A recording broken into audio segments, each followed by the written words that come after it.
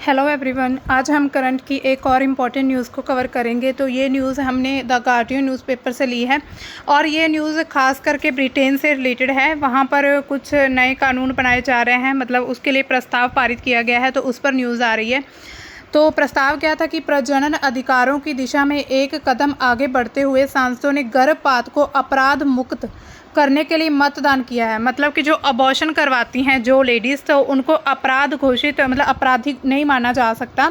तो इसके लिए एक नया प्रस्ताव पारित किया गया जिसके लिए वोटिंग हुई है।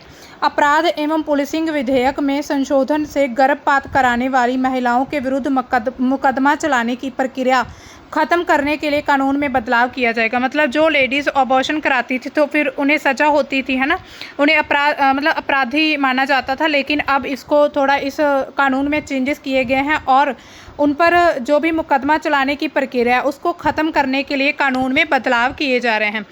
ये आप देख सकते हैं, बहुत सारे न्यूज़पेपर ने इस न्यूज़ को कवर किया है। ब्रिटेन की संसद ने गर्भपात को अपराध मुक्त करने के लिए और विक्टोरियन युग के कानून को निरस्त करने के लिए मतदान किया है। मतलब जो विक्टोरिया के समय पर जो भी कानून बनाए गए थे उसको ख़त्म करने के लिए ये वोटिंग की गई थी। अब देखिए चर्चा में क्यों है। 18 जून की बात है, ये 2025 को ब्रिटिश संसद में जो क्रिमिनल जस्टिस बिल में एक संशोधन को मंजूरी मिल गई है जिसके तहत इंग्लैंड और वेल्स में गर्भपात को अपराध मुक्त कर दिया गया है। इस संशोधन को 379 सांसदों के पक्ष और 137 के विरोध में मतदान के साथ पारित किया गया है। मतलब जितने भी सांसद थे उसमें 379 जो सांसद थे इन्होंने उसके मतलब कि इस कानून के पक्ष में वोटिंग की है और जो 137 थे उन्होंने इसके विपक्ष में वोटिंग की है। 1861 का जो offences against the person act, उसकी धारा को हटाया गया है। ये एक एक्ट था जो कि गर्भपात को अपराध मानता था। इसके लिए पहले 7 साल की सज़ा होती थी। पहले गर्भपात केवल 24 सप्ताह तक की गर्भ अवस्था में 2 डॉक्टरों की मंजूरी के साथ कानूनी था। मतलब पहले हालांकि लीगल था गर्भपात कराना, अबॉर्शन। अब क्या, गर्भपात को आपराधिक दायरे से हटाकर स्वास्थ्य सेवा के रूप में देखा गया है। ये कदम लगभग 60 वर्षों में प्रजनन अधिकारों की दिशा में सबसे बड़ा सुधार है। महिलाओं को अपने शरीर पर अधिक आज़ादी प्रदान करता है। मतलब महिलाएं अपनी मर्जी से कर सकती, मतलब करवा सकती हैं, तो उसको इस चीज़ को अपराध नहीं माना जाएगा। संविधान को लेबर संसद जो स्टेला क्रीसी है उसने प्रस्ताव पारित किया है। वहाँ पर अभी लेबर गवर्नमेंट है और इसे प्रजनन अधिकार समर्थकों ने ऐतिहासिक जीत के रूप में देखा है, जो कि इसके लिए बहुत लंबे समय से मांग कर रहे थे। इस पर प्रमुख तथ्य क्या क्या हैं। कुछ राजनेता ने चेतावनी दी कि जो अभी इस संशोधन इसमें किया गया है उसमें उसे जल्दबाजी में पारित किया है और इसके बहुत गलत परिणाम भी हो सकते हैं। संसद की जो कंजर्वेटिव सदस्य है रेबेका पॉल, उसने भी चेतावनी दी कि यदि यह कानून बन जाता है तो पूर्ण विकसित शिशुओं को महिलाएं बिना किसी परिणाम के भी अबॉर्शन कर सकती हैं। मतलब कि ये कह रहे हैं कि महिलाएं अब बिना किसी रीज़न के भी अबॉर्ट करा सकती हैं, तो ये इसके गलत प्रभाव भी पड़ सकते हैं। ये संशोधन 1861 में जो तत्कालीन पुरुष प्रधान संसद द्वारा, मतलब जिनमें ज़्यादा पुरुषों की सुनी जाती थी, उनके द्वारा कुछ हिस्सों को निरस्त कर देगा जो कि उनके अकॉर्डिंग सही थे, जिसके तहत जानबूझकर गर्भावस्था को भी समाप्त करना अपराध माना गया था। अगर कोई भी, मान लीजिए कोई भी लेडी प्रेग्नेंट है और वो गर्भपात अबॉर्शन करा लेती है तो उसको अपराध माना जाता था। और ये प्रावधान किया गया था कि ऐसा करने वालों को पूरा जीवन कारावास की सज़ा मिलेगी। 1967 में क्या होता है, कानून में परिवर्तन करके कुछ चेंजेस किए गए और गर्भपात की अनुमति तो दी गई थी, लेकिन 19वीं सदी के आपराधिक प्रतिबंध को फिर बरकरार रखा गया था। मतलब जो अपराध तो इसको माना गया था, हालांकि इसको कानूनी तौर पर थोड़ी सी इन्हें मंजूरी मिल गई थी।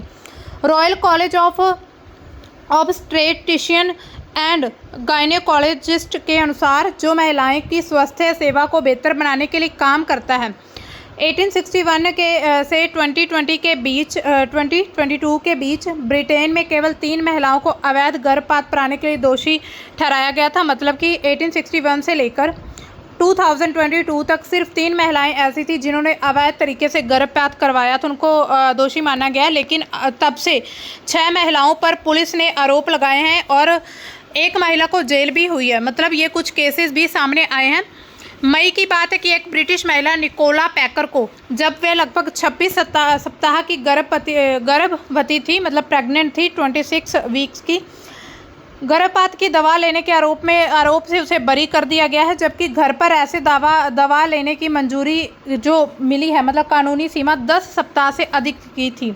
मतलब कि 10 वीक से ज़्यादा की जो मतलब प्रेगनेंसी होती है तो उसमें ऐसी दवा ले सकते हैं।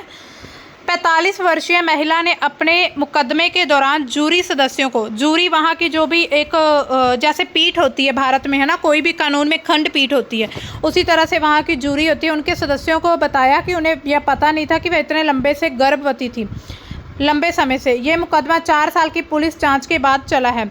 मतलब कि वो लेडी ये अपना ये तर्क देती है कि मुझे पता ही नहीं था कि मैं प्रेग्नेंट हूँ। यहाँ आप देख सकते हैं लोग रैलीज निकाल रहे हैं, abortion should not be a crime, मतलब लेडीज़ कह रही हैं कि ये क्राइम नहीं होना चाहिए। अब देखिए प्रजनन अधिकारों का प्रभाव क्या पड़ेगा। जो अधिकार दिए गए हैं ब्रिटिश संसद के द्वारा महिलाओं को, इसका व्यक्तिगत प्रभाव क्या हो सकता है कि शारीरिक स्वायत्तता होगी। महिलाएं अपने शरीर और प्रजनन संबंधी निर्णय खुद ले सकती हैं। गर्भ निरोध, गर्भपात या गर्भ अवस्था। ब्रिटेन में गर्भपात को अपराध मुक्त करने के लिए महिलाओं पर आपराधिक सजा का जो डर था वो खत्म हो चुका है, उनकी आज़ादी बढ़ चुकी है। स्वास्थ्य सुधार हो सकते हैं। सुरक्षित और कानूनी गर्भपात की पहुंच से असुरक्षित गर्भपात के जो भी जोखिम है, जैसे कि कई बार माता की मृत्यु हो जाती है या स्वास्थ्य संबंधी बहुत सी प्रॉब्लम्स हो जाती हैं, ऐसे केसेस कम होंगे। जो WHO वर्ल्ड हेल्थ ऑर्गेनाइजेशन, उसने कहा है कि असुरक्षित अबॉर्शन वैश्विक स्तर पर जो माता की मृत्यु, उसका 13% मृत्यु असुरक्षित गर्भपात के कारण होती हैं। मानसिक स्वास्थ्य सही होगा। गर्भपात या गर्भ निरोध के विकल्पों के से महिलाओं में जो तनाव है वो कम हो सकता है, जो चिंता उन्हें रहती थी वो भी कम होगा। सामाजिक प्रभाव क्या पड़ेंगे। लैंगिक समानता बढ़ेगी। प्रजनन अधिकार महिलाओं को फिर शिक्षा, करियर और पारिवारिक जीवन से बेहतर विकल्प चुनने की आज़ादी देते हैं। उदाहरण के लिए भारत में MTP अधिनियम है 1971 और इसको संशोधित किया गया था 21 में। महिलाओं को प्रजनन विकल्पों में भी स्वायत्तता दी है। सामाजिक कलंक में कमी होगी। गर्भपात को अपराध मुक्त करने के लिए इसे स्वास्थ्य सेवा के रूप में मदद मिल सकती है, जिससे सामाजिक कलंक है वो कम होगा। जैसे कि धार्मिक और नैतिक विरोध भी कुछ लोगों के द्वारा किया जा रहा है, सामाजिक ध्रुवीकरण को भी दर्शाता है। सामुदायिक जागरूकता बढ़ेगी। जो भी प्रजनन अधिकार होते हैं उनके लिए आंदोलन जैसे कि #MeToo, #MyBodyMyChoice, इसने जागरूकता को बढ़ाई है। लैंगिक हिंसा, बलात्कार, जबरन, गर्भ अवस्था जैसे मुद्दों पर जो भी चर्चा होती है उसको भी प्रोत्साहित किया है। आर्थिक प्रभाव क्या पड़ सकते हैं। कार्यबल में भागीदारी होगी। महिलाएं परिवार नियोजन में बेहतर निर्णय ले सकती हैं, जिससे उनकी शिक्षा, नौकरी में भागीदारी बढ़ेगी। USA में जैसे रो वी वेड 1973 के बाद महिलाओं की जो कार्यबल भागीदारी उसमें वृद्धि देखी गई है। स्वास्थ्य लागत में कमी आएगी। सुरक्षित अगर गर्भपात होता है, जब गर्भ निरोधक की जो भी उपलब्धता है, असुरक्षित प्रक्रिया से होने वाली जो भी समस्याएं हैं स्वास्थ्य संबंधी, उनको कम किया जाएगा।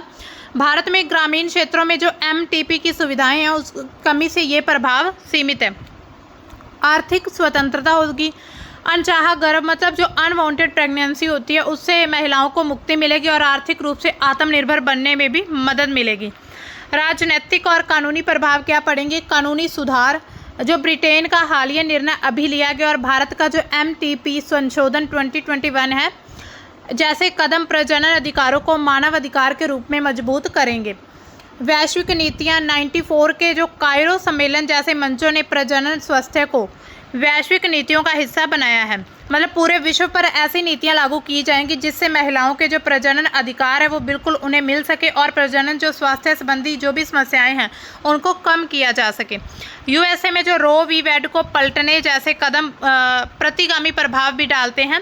राजनीतिक ध्रुवीकरण हो सकता है। प्रजनन अधिकार अक्सर राजनीतिक बहस का केंद्र बनते हैं। लेकर जैसे कि कुछ यूज़र ये कहते हैं, अपनी पोस्ट में लिखते हैं कि इसे नारीवाद जीत बताया कि ये नारीवाद की जीत है, जबकि इसे जीवन विरोधी कदम भी मतलब वो बताते हैं। भारतीय संदर्भ में क्या प्रभाव पड़ सकते हैं। कानूनी प्रगति हो सकती है, जैसे कि गर्भपात की जो समय सीमा उसको 24 सप्ताह तक बढ़ाया गया था जब भारत में MTP अधिनियम लागू किया गया, और अविवाहित महिलाओं को भी अधिकार दिए गए, जिससे जो प्रजनन की स्वायत्तता है वो बढ़ गई है। चुनौतियां भी कुछ देखने को मिलेंगी। जो ग्रामीण क्षेत्र है वहाँ पर स्वास्थ्य सुविधाएं की कमी है, सामाजिक कलंक माना जाता है, लिंग आधारित गर्भपात जैसे मुद्दे ये सभी को बाधक बनाया जाता है। सामाजिक प्रभाव भारत में क्या पड़ेंगे? भारतीय महिलाओं को शिक्षा रोजगार में बेहतर अवसर दिए गए, लेकिन जो पितृसत्तात्मक है मानदंड अभी भी बाधा है। मतलब जो पुरुष प्रधान देश होता है ना, पुरुष प्रधान समाज है, तो वो अभी भी भारत में देखा जा सकता है। पूरे विश्व में क्या चुनौतियां और भविष्य होगा? प्रतिगमन का खतरा रहेगा। यूएसए जैसे देशों में गर्भपात पर प्रतिबंध लगाकर वैश्विक स्तर पर प्रतिगामी नीतियों का डर रहेगा। स्वास्थ्य अवमानना बढ़ेगी। जो निम्न आय वाले देश हैं जिनकी मतलब अर्थव्यवस्था कम है, सुरक्षित गर्भपात गर्भ निरोधक तक उनकी पहुंच सीमित होगी, वो इतना ज़्यादा खर्चा अफोर्ड नहीं कर पाएंगे, जिससे माता की जो मृत्यु दर है वो अधिक होती है। तकनीकी प्रगति क्या हो सकती है? मेडिकल अबॉर्शन जैसे कि मिफेप्रिस्टोन और टेलीमेडिसिन ने प्रजनन स्वास्थ्य तक पहुंच बढ़ाई है, लेकिन नियमन और जागरूकता की अभी भी कमी है। लोगों को इतनी नॉलेज नहीं है कि हमें अपना स्वास्थ्य गर्भपात मतलब जो हमारा सेफ्टी से जो गर्भपात होता है वो कैसे कराना है। तो ये थी हमारी आज की न्यूज़। आई होप आपको समझ आ गई होगी कि यूके में जो कानून पारित किया गया वो क्यों किया गया है, या उसके लिए मतलब क्या उसके फ़ायदे हैं, क्या नुकसान हैं। तो महिलाओं ने अपनी जो आवाज़ उठाई थी उसको फाइनली जो मतलब महिलाएं हैं उनकी जीत हो चुकी है। उन्होंने जो भी डिमांड रखी थी वो उनकी डिमांड सांसदों के द्वारा पूरी कर दी गई है। जो ये कानून बनने जा रहा है वहाँ पर गर्भपात को अब अपराध नहीं माना जाएगा। पहले सज़ा मिलती थी लेकिन अब वो सज़ा नहीं मिलेगी, लेकिन ये कानूनी तौर पर ही करवाना सही रहेगा। तो थैंक यू दोस्तों, मिलते हैं हम अपनी नई न्यूज़ के साथ, तब तक के लिए बाय।